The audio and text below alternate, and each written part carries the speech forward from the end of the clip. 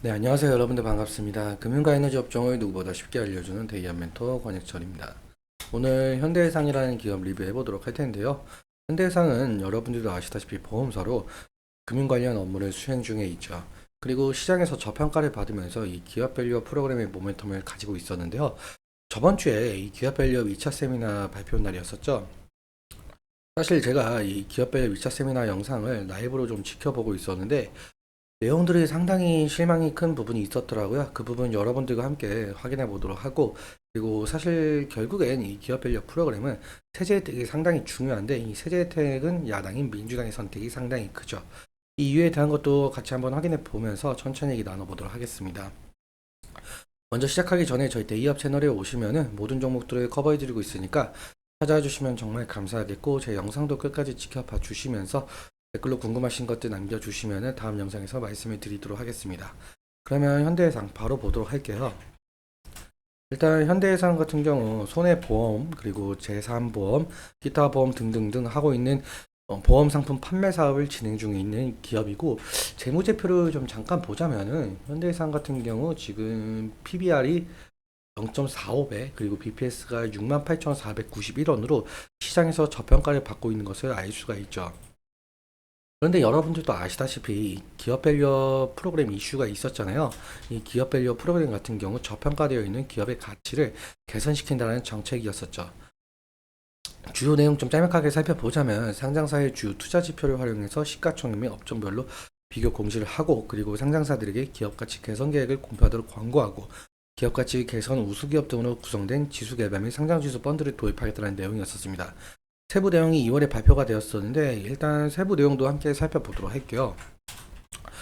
2월 26일에 1차 세미나를 열면서 세부 내용을 좀 발표를 했었었는데, 이때 금융위원회는 이 기업 밸류업 지원 방안, 즉 한국 증시 저평가 해소를 위해서 7월부터 상장사들에게 기업가치 재고 계획을 스스로 공시하도록 하겠다라고 밝혔었고, 그리고 바로 저번 주죠. 5월 2일에 2차 세미나를 열면서 가이드라인을 최종적으로 확정시킨다라고 했었습니다. 사실 지금 현재 최근 시장을 보자면 윤석열 정부의 총선 참패라든지 아니면 고금리가 지속되는 상황, 중동의 지정학적 위기가 좀 겹치면서 국내 증시를 약세 기조를 보이고 있었어요. 그런데 원래는 이 기업 밸류업 자율 공시를 하반기에 공시하도록 돼 있었는데, 이 공시를 5월로 앞당긴다라고 하면서 기업 밸류업 프로그램 정책에 좀 속도를 내려고 하고 있는 상황으로 보이고 있었죠. 그러니까 이 기업 밸류업 정책에 속도를 내면서 약세 기조를 보이고 있는 이 국내 증시를 한껏 끌어올리겠다는 스탠스로 보이고 있었는데, 그런데 제가 저번 주에 2차 세미나 그 영상을 라이브로 지켜보고 있었는데, 사실 이 1차 세미나 때, 그러니까 2월 26일에 발표되었던 내용들과 크게 달라진 점이 없다라고 느꼈었어요. 한국거래소가 공유해준 자료를 함께 보자면요. 한국거래소가 공유해준 자료인데, 이 기업가치 재고 계획에 대한 가이드라인이에요. 사실 아직까지는 확정된 바가 없고 뭐 검토 중이다 이렇게 말씀을 해주시더라고요. 일단 쭉 한번 보시자면은 개요나 뭐 이런 것들, 그러니까 전체적인 틀, 어떻게 작성을 해야 될 것인지에 대한 가이드라인이고요.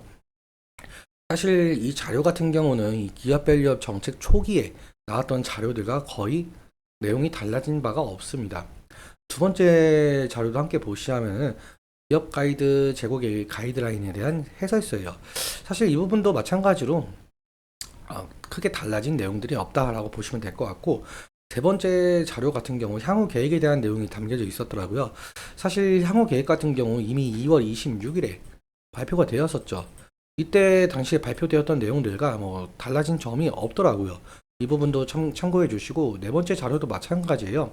거의 2월 26일에 발표되었던 내용들과 크게 달라진 바가 없다. 그러니까 제일 중요한 이 세제 혜택에 대한 내용이 빠져 있었습니다. 사실 제가 저번에도 한번 말씀을 드렸었는데, 기업 밸류 프로그램 같은 경우 결국에 이 정부의 정책만으로는 시행을 할 수가 없고, 이 민주당의 선택이 상당히 중요하다라고 말씀을 드렸었어요. 이 이유에 대해서 말씀을 다시 한번 드려보자면, 야당인 민주당 측에서는 이 기업 밸류 프로그램을 반대하는 입장은 아니었어요. 그런데 민주당 측에서는 이 소액주주 권익을 보호하기 위한 정책, 즉 기업들의 이익과 반대되는 상당한 내용을 가진 정책을 공약을 한 바가 있었습니다. 이 부분에 대한 내용들인데요. 한번 읽어보시면 그래도 도움이 되실 거라고 생각이 들고 있습니다. 뭐 아무튼 그래서 이 기업의 자발적인 주주화는 노력과 세제 혜택에 초점을 맞춘 이 여당과 정부의 정책 방향성과는 아주 크나큰 차이가 있었죠.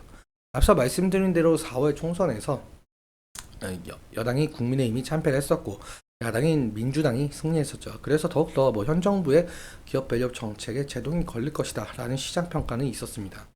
다시 정리해서 한번 말씀을 드려보자면 기획재정부가 기업 밸류업 정책의 세제 혜택으로 제시한 이 법인세 세액 공제라든지 아니면 배당소득세에 대한 분리 과세 같은 경우는 결국에는 이 세법 개정을 시켜야 하는데 세법 개정 같은 경우는 당연하게도 국회 동의, 민주당의 동의가 있어야 실행이 될 수가 있거든요.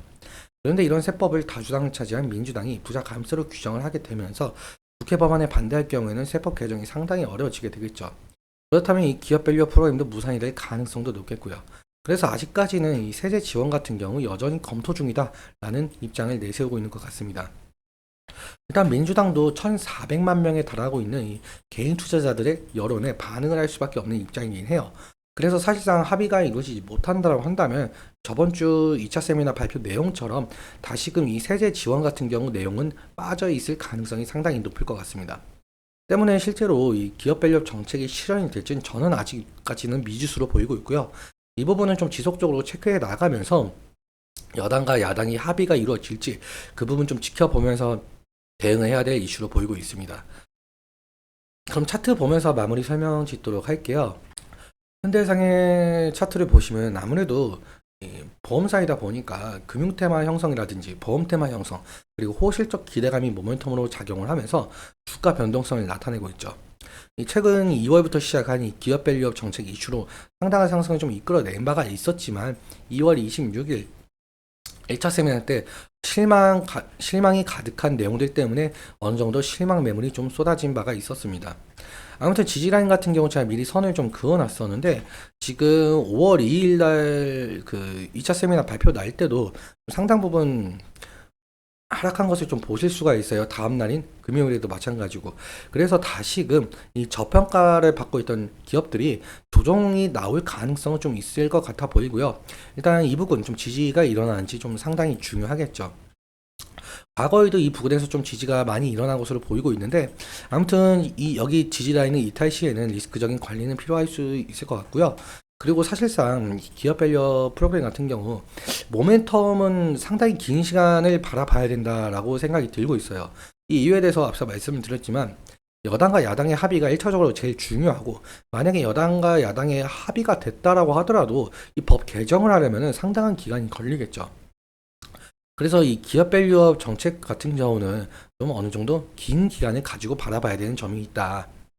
오늘은 여기까지 말씀을 드리면서 오늘 내용 여러분께 도움이 되셨다면 구독과 좋아요 부탁드리고 그리고 말씀드린 내용과 차트적인 부분에 대해서는 제 개인적인 견해가 많이 껴있다 보니까 여러분들의 주관적인 견해와 함께 투자를 하여 현명한 선택하셨으면 좋겠습니다.